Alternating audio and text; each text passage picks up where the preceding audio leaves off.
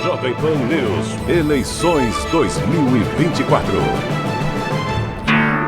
A Jovem Pan e o Grupo RIC seguem com a série de sabatinas com os candidatos à Prefeitura de Curitiba. A nossa intenção é oferecer aos curitibanos mais uma opção para verificar ideias e propostas e assim todos conseguem fazer uma escolha cada vez mais consciente. Todos os candidatos foram convidados. As ordens das entrevistas foram definidas em sorteio, acompanhado por todas as candidaturas.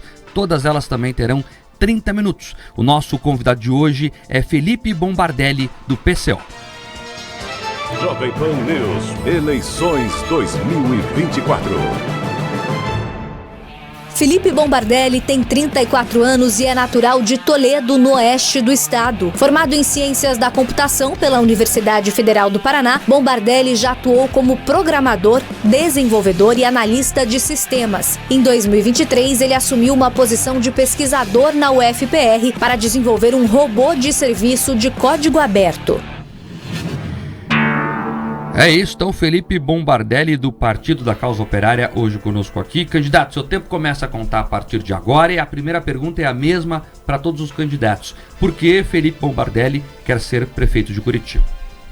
Não é apenas eu, a gente é uma candidatura, o partido defende a posição do partido ser prefeito, ou da gente não é um partido que o indivíduo vai defender.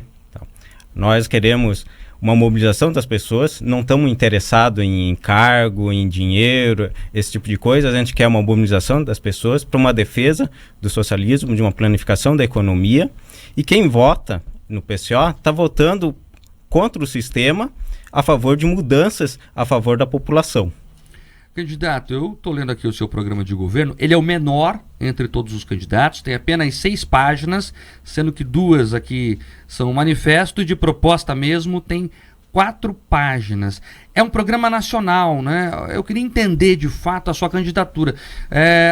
A sua equipe não se preocupou nem em fazer um programa pensando em Curitiba, né? Pegou o que o partido mandou lá da sede de vocês, que creio que fica em São Paulo. O que vocês querem de verdade propor para a cidade? Primeiro, o trabalho do prefeito não é atender a população, é atender os empresários. Então, a gente não está aqui, como partido, para fazer esse tipo de negociata. A gente está aqui para conseguir organizar a população e defender os interesses. Vamos pegar aqui um pouco pensando no futuro. Quem tem que estipar ou estimular, saber o que tem que fazer em cada bairro, é a população do bairro. Não é a prefeitura ali atrás da planilha do Excel, friamente, pensando que vou construir um hospital aqui, vou construir um plano de saúde aqui, eu vou pavimentar essa rua em tal lugar. Não é assim. A gente tem que pensar que a população do bairro tenha uma certa mini prefeitura, que essa mini prefeitura tenha o orçamento, que tenha reuniões ali para que a população defina qual é a prioridade deles, o que tem que ser investido, o que tem que ser melhorado. E a função de prefeito não tem que existir mais. Então, peraí. Então o senhor quer ser prefeito para acabar com a função de prefeito? Sim.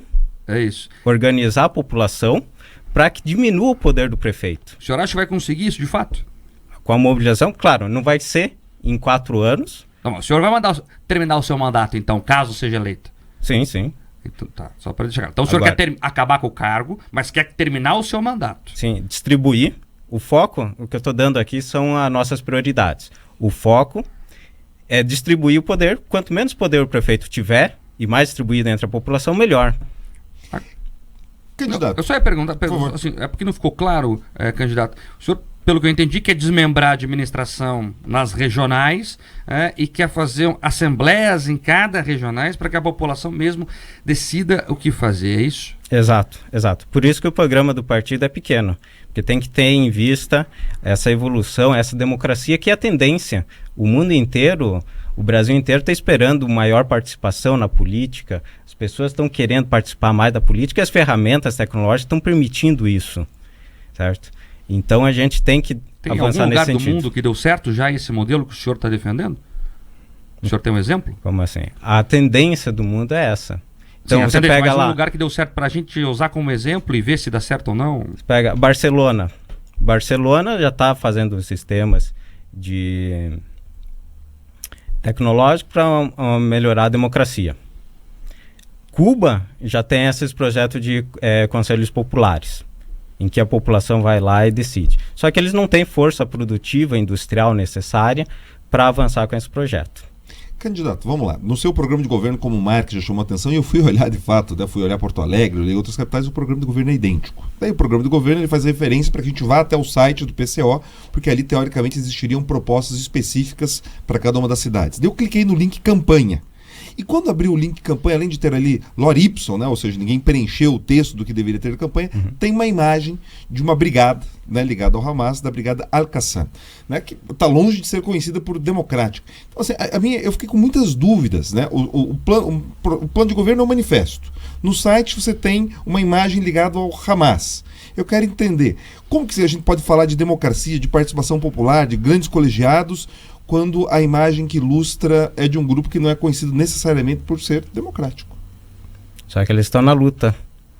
Então, quando você está sendo pressionado, explorado, principalmente ali na situação que está ocorrendo, que estão expulsando a população mais pobre das suas terras, em certas formas é necessário pegar em armas ali e lutar contra a opressão. Como é o caso no gueto de Varsóvia, que a população polonesa ali levantou assim armas contra a opressão nazista. A mesma coisa acontece ali na Palestina, que o Hamas pegou em armas e foi lutar a favor da população mais pobre. Claro, a situação deles não é assim, vamos fazer aqui uma democracia porque vamos aumentar a democracia, porque eles estão sendo atacados diretamente. Daí minha pergunta, então pensando aqui em Curitiba, como o plano do governo ele tem esse caráter de manifesto e tudo mais, você entende que as soluções aqui seriam democráticas, esses princípios de luta e tudo mais, mesmo tendo um discurso bastante belicoso em alguns momentos contra os capitalistas, contra os industriais, contra os ricos e tudo mais, aqui esse é o discurso do plano do governo, mas a prática a gente poderia esperar um governo do PCO tranquilo, ameno, de muita tranquilidade democrática, é isso? Aqui no Brasil a política sempre foi muito refinada, porque as coisas sempre ocorreram, como vocês viram na história, sempre ocorreram por cima ali na política, com golpes, não teve muitas revoluções violentas, sempre foi muito refinada nesse sentido. Por quê? Porque o Brasil é um país rico e também não tem uma pressão social, principalmente climática. Se a pessoa pobre consegue viver, consegue ter ali uma banana na floresta, no último caso, é uma pressão muito menor. Já na Europa, se a pessoa for para a rua, ele sabe que ele vai morrer. Então, a pressão social que existe na Europa, na Rússia, é muito alta. A partir do momento que começa a se degradar muito a situação econômica, a população se revolta, pega em armas e vai. Aqui no Brasil já não. É um pouco mais... Essa pressão social, essa pressão de sobrevivência é menor. Então, a política aqui no Brasil acaba sendo esse jogo mais palaciano. O PCO não tem, vamos pegar em armas aí e derrubar o governo, porque isso vai ser desastroso, não vai ser, a gente vai perder muitos líderes, muitos quadros importantes, e a gente não tem o controle da produção. A partir do momento que você tem a planificação da produção, de ter uma economia baseada nisso, que aí então vai se pensar. E claro, nesse pensamento, a ideia é de estatizar, conseguir avançar na estatização. A planificação no modelo soviético, assim, é esse modelo planificado que o senhor está se referindo? Sim, exatamente. Claro, hoje a sociedade mudou, está muito mais avançada e muitas das limitações do soviético já não é tão problemático. E, claro, a sociedade aqui é socialista, moderna, não vai ser tão repressora como foi a soviética. Felipe Bombardelli, candidato à Prefeitura de Curitiba pelo PCO, Partido da Causa Operária, participando aqui da série de sabatinas da Jovem Pan News. Candidato, ao mesmo tempo que a gente estava falando sobre essa questão armamentista, existe uma política muito definida na cartilha do partido a respeito disso, que seria o fim da polícia e o armamento para a população. Como que isso garantiria essa paz que a gente continua tendo nesse momento no país e não nos transformaria em nações em que a gente vê guerras civis instaladas há muitos anos, como o caso de Israel e também da Palestina? Então, primeiro, a questão da segurança é principalmente questão econômica e social. Você pega ali a Suíça, é um dos países mais armados, com uma quantidade de polícia não é muito alta, e é seguro. A polícia é ineficiente para combater a criminalidade. Não é uma questão, a Suíça não é segura por ter muitos policiais na rua, certo? Aqui no Brasil, tem uma deficiência social muito alta, uma exploração sobre o trabalhador muito alta, porque ele está sendo roubado em tudo que é lugar. Você pega ali, você passa no pedágio de Cascavel para cá, hoje ainda está sem licitação, está sem pedágio, mas antigamente ainda é alto e vai voltar um preço absurdo. Tem 3 até Cascavel. Agora voltar no 3. E basicamente esse pedágio é um parasita na economia que estrangula a economia paranaense, certo? Ela não é duplicada, todo escoamento da produção paranaense passa por ela para Paranaguá, e isso afeta diretamente o Paraná. Por quê? Simplesmente para pegar dinheiro. Mas, candidato, voltando o nosso raciocínio aqui para essa área da segurança pública, como que seria uma Curitiba sem polícia e apenas com a população armada? Como que você entenderia a segurança nisso, sendo que a gente não pode comparar hoje o Brasil com uma Suíça, porque é um país extremamente desenvolvido, que tem uma outra realidade histórica, que tem uma outra realidade, inclusive, cultural. Então, cada bairro, assim como ia ter os conselhos populares, também tem que ter a polícia, uma milícia, ou como se quiser, a polícia, alguém que vai cuidar da segurança. Só que quem faz a segurança não deve ser de outros lugares, de outros bairros. Quem faz a segurança de um determinado bairro tem que ser a pessoa do bairro. Não seria uma polícia comunitária? Também uma polícia comunitária, mas também tem a possibilidade de qualquer um tentar se eleger como polícia, e também que a população aprenda a defesas pessoais, assim como, se quiser ter armamento também, para que a população possa se defender. Por exemplo, na questão, eu tive 2 meses passados, a prefeitura estava negociando a saída de 70 famílias da ocupação Tiradentes 2 para um outro lugar. O juiz simplesmente entrou em cima, acho que provavelmente não sabia dessa negociação, e expulsou essas 70 famílias desse local. E foi um tremendo baque, porque eles não estavam esperando, porque estava com negociação na prefeitura, e a polícia simplesmente chegou lá expulsando com a galera, com os tratores. A população teve que enfrentar a polícia ali para conseguir tirar um pouco da geladeira, um pouco dos bens que tinham na casa, e a polícia deu um tempo bastante reduzido. E como assim? A polícia aqui não está fazendo papel de segurança, está fazendo um papel ali de expulsar famílias. Eu tava ajudando a levar a geladeira e tinha simplesmente uma mãe com alguns filhos que estavam ali passando pela região, e o filho simplesmente falou: cara, mãe, vamos voltar para casa. E a mãe: não, nós não temos mais casa, foi destruída. Esse não é o papel da polícia. Candidato, a polícia tem que cumprir a lei, é o papel que ela estava desempenhando naquele momento. Mas vamos trocar de assunto, falar de transporte. E o seu programa de governo traz aqui uma proposta para o transporte, que é estatizar totalmente as empresas de transporte coletivo e deixar a tarifa gratuita para toda a população. Como é que o senhor vai fazer isso? A mobilização para a estatização precisa ser forte, porque lutar com essas grandes empresas não é fácil, principalmente porque a frota pública não está pública. Então essa é a principal arma dos empresários contra a prefeitura. E a nossa ideia é implementar uma mensalidade mensal no ônibus, porque quem vive na Europa sabe que quem já viveu na Europa sabe que lá você paga mensalmente o transporte público, você pode usar à vontade. Você paga esse preço assim por passagem. Mas o senhor aqui está falando gratuito a toda a população. Isso a longo prazo. O nosso objetivo a longo prazo é o gratuito, que é uma tendência, certo? Só que como Curitiba ela tem um sistema de transporte muito complexo, principalmente porque existem em torno de uns 4.000, 5.000 cobradores, a tarifa zero vai levar à demissão desses 5.000 cobradores. Então eu preciso realocar esse pessoal para poder implementar a tarifa zero. Mas eu estou perguntando assim, na prática, candidato, como é que o senhor imagina isso? O senhor é prefeito, 1º de janeiro, o senhor vai chegar nas portas das empresas e tocar todo mundo e falar a prefeitura manda agora? Como é que você vai fazer isso? Eu vou precisar da ajuda dos trabalhadores, porque a prefeitura precisa da frota dos ônibus. E claro, ano que vem vai ter as licitações, simplesmente vai estar na mão da prefeitura determinar como que vai ser isso. Só que a prefeitura precisa dos ônibus, precisa da frota que seja pública, no mínimo. O restante da administração é a parte burocrática. Outra medida também bastante, né, que demanda esse tipo de ação, né, de encampar ou de, né, se apropriar, também afeta, dentro da proposta do plano aqui do PCO, a questão da moradia, que fala em expropriação de propriedade, né, de casas para moradia, da especulação imobiliária.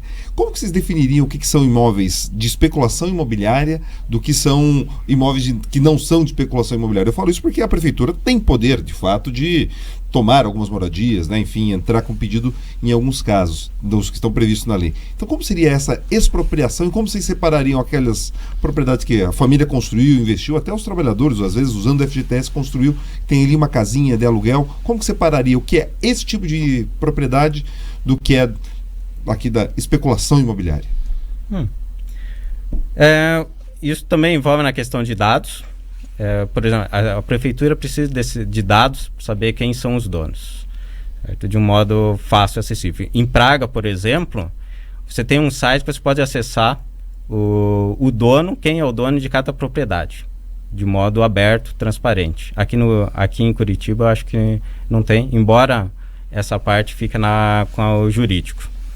E claro... Você pode ir num cartório, né? Você consegue pedir quem... Sim, né? Mas a gente precisa de um sistema de informação fácil para que seja aberto para a população inteira, né? E quais critérios? Se aquele imóvel está 1 ano, 2 anos abandonado, sem uso, ele não está desempenhando o papel social dele. Então, a gente tem que olhar, principalmente se o dono tiver inúmeros imóveis, então a gente tem que priorizar a moradia para as pessoas do que a especulação, a pessoa ganhar o dinheiro em cima do aluguel. A pessoa seria ressarcida? Por exemplo, o dono desse imóvel seria de alguma maneira ressarcido ou simplesmente perdeu, estamos levando embora o teu imóvel e um abraço? A prioridade é a moradia e a nossa não é incentivar essa especulação e dar dinheiro aí para os empresários. Candidato, dentro aqui da cartilha também do PCO existem em vários momentos um termo que chama atenção, que é esquerda pequeno-burguesa. O que é essa esquerda pequeno-burguesa? Como que é esse embate dentro da própria esquerda? Vocês se consideram uma esquerda mais verdadeira ou mais radical? Qual que é a diferença entre esses dois polos dentro de um polo? Olha, é que a esquerda pequeno-burguesa, ela defende um programa que ainda é reformista, que ela quer ela imagina que o capitalismo funciona bem e a única coisa que precisa é apertar alguns parafusos para ela funcionar. E normalmente o pessoal tem como referência a Europa. Que a Europa, ela funciona bem porque eles apertaram o parafuso, fizeram com que os empresários incentivem um pouco mais, não peguem tanto lucro e lá funciona bem. Não é esse o nosso programa. Nosso programa a gente precisa de uma planificação da economia, precisamos... Assim como a Bielorrússia tem 90% das terras deles são estatais, a gente também precisa de fazendas estatais que vão produzir comida para as escolas públicas, para os hospitais. As indústrias, a gente precisa de indústrias estatais, principalmente uma indústria de trens, para conseguir produzir trens, conseguir produzir trilhos, para dinamizar toda a infraestrutura do país e assim por diante. Candidato, vamos lá. Então o senhor trouxe vários exemplos internacionais de um debate, né, por exemplo, de uma visão muito próxima do que é a União Soviética. A Bielorrússia é um estado praticamente satélite da Rússia hoje, enfim.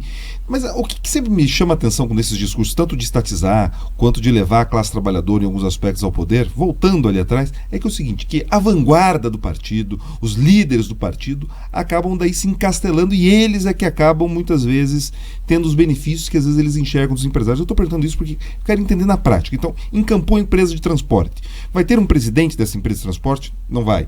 Vocês terão uma classe dirigente do partido que vai estar ali comandando tudo isso, eles vão ter uma condição diferente do trabalhador fabril, do trabalhador que vai estar lá na ponta, ou vai ser unificado? Porque eu quero entender, porque, por exemplo, na Rússia e outros países, União Soviética, você tinha esse, né, você falou na primeira resposta, você tinha um elitismo e tudo mais, um acordo de elites. Você nunca deixou de ter elites, mesmo nos estados, né, soviéticos, comunistas, enfim. Como funcionaria então aqui o PCO de Curitiba? Vocês falam em o que a educação seria os trabalhadores da educação. Eu quero entender na prática. Teriam secretários, não teriam secretários? Teria uma elite partidária? Não teria? A gente ia priorizar para uma organização dos trabalhadores. Então, vamos lá, pegar os ônibus. A gente precisa organizar quantidade de pessoas, avançar nessa parte de oferecer ao trabalhador os benefícios que a tecnologia traz. Então, as empresas teriam transparência, certo? Aqui, provavelmente aqui na RIC, você provavelmente não sabe o que a direção define. Em muitas das empresas aí, a direção não fala ou não abre o que está sendo organizado, e também os trabalhadores das empresas não têm voz em cima da direção.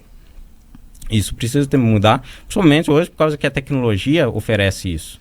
Então, todos os diretores, todas as reuniões da diretoria serem abertas, ter um espaço de voz onde o trabalhador ali faz a política dentro da empresa, não que seja uma ordem de cima para baixo, certo? Tentar diminuir a jornada de trabalho com o aumento da tecnologia e o aumento do desemprego.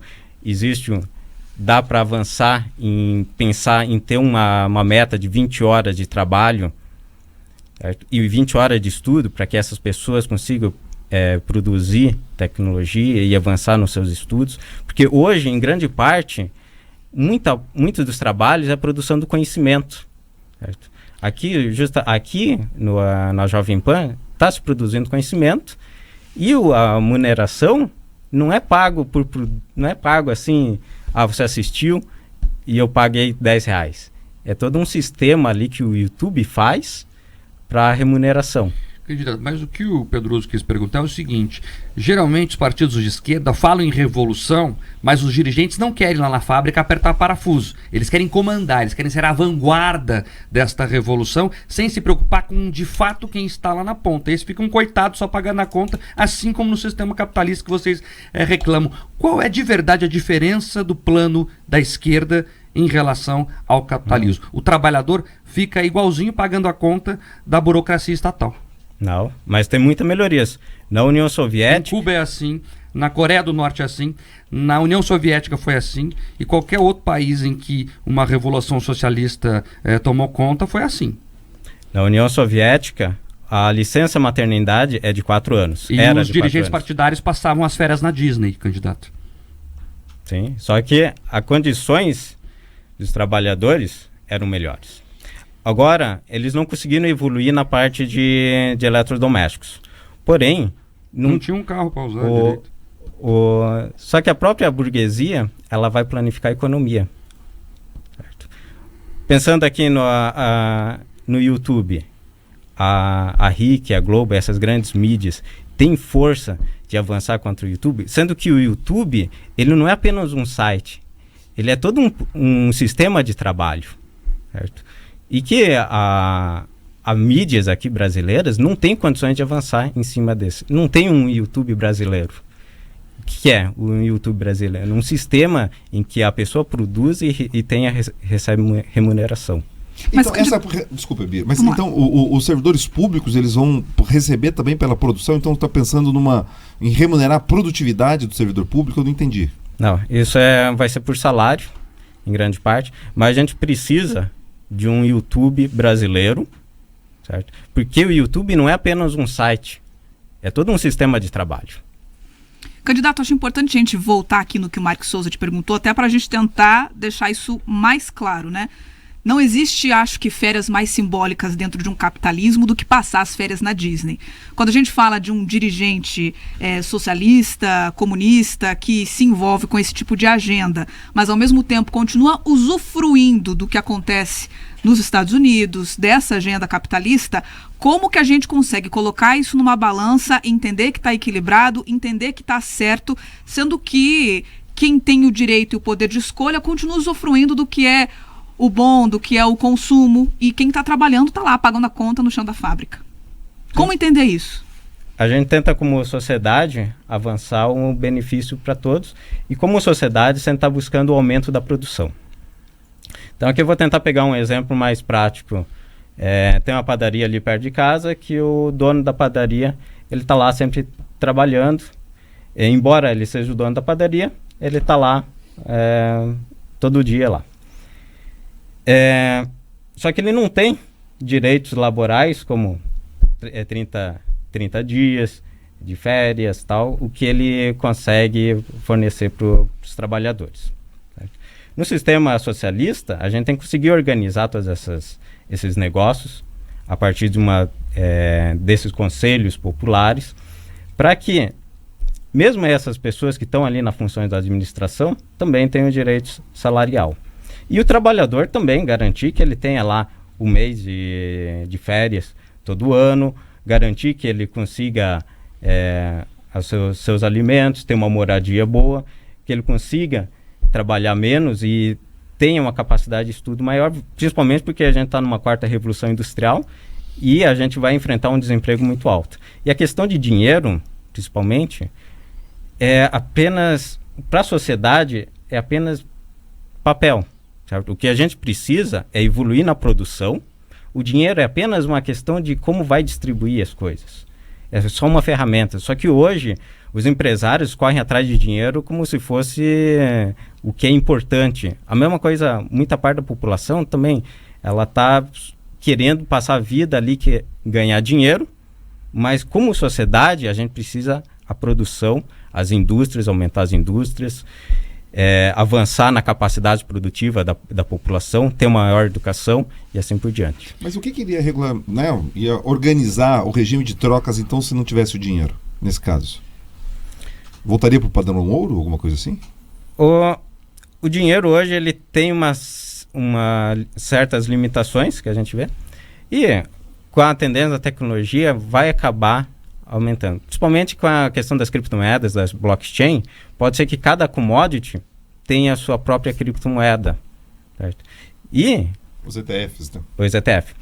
E como eu falei, a própria burguesia vai planificar a economia, visto que nessa quarta revolução industrial vai estar tudo conectado a um servidor. Desde a entrada, desde o que a mineração está produzindo, desde todas as cargas que estão transferindo, certo? Quando um caminhão vai sair lá da mina e vai para a indústria, ele vai estar lá marcado nesse servidor, ele vai ter todas as demandas, certo? Porque quando você compra lá na Amazon, por exemplo, está lá o histórico, e eles têm o que cada produto foi consumido. Certo? Então eles têm o quanto tem de demanda e quanto tem de produção, e a gente não pode deixar isso no controle de umas poucas pessoas. Essa cadeia da produção, essa deve estar na mão do governo. Candidato, voltar a falar da cidade, o senhor traz dois assuntos importantes do seu plano de governo, que é abaixar o IPTU e pelo fim das multas de trânsito. Queria saber essas duas propostas, que elas são de verdade. A nossa proposta aí é acabar com as indústrias de multas. Certo? Todos os candidatos aí têm falado, batido nisso. Eu não vou repetir. Eu acho que é meio que unânime. O senhor vai fazer o quê? Vai desligar os radares? Eu estou perguntando para as pessoas entenderem, as pessoas querem saber o que o senhor pode fazer na cidade, né? Dá para fazer. O detalhe é que a gente não quer um governo ali que coloque a mão dura em cima das pessoas, certo? Justamente, a gente quer planificar a economia, mas a gente não quer colocar uma opressão do governo em cima dos trabalhadores. E como fazer isso? Que é uma balança difícil de equilibrar. Sim. É toda uma qualidade do sistema. A gente tem que fornecer uma produção suficiente para que isso funcione bem. A questão do tacão do governo, ele tem que estar sobre as empresas, né? Então, quanto mais transparentes as empresas forem, melhor. Quanto mais democráticas as empresas forem, é melhor. Claro, eu estou falando aqui empresa no sentido de grupos de trabalhos, né? E o IPTU? IPTU, também o Requião já tem batido que aumentou 300% o IPTU e não houve melhorias. Fora que a renda aí da prefeitura tem, e dá para fazer um estudo aí e ver se é possível diminuir o IPTU. Candidato, o senhor tem mais 1 minuto e 20 segundos para falar com os curitibanos.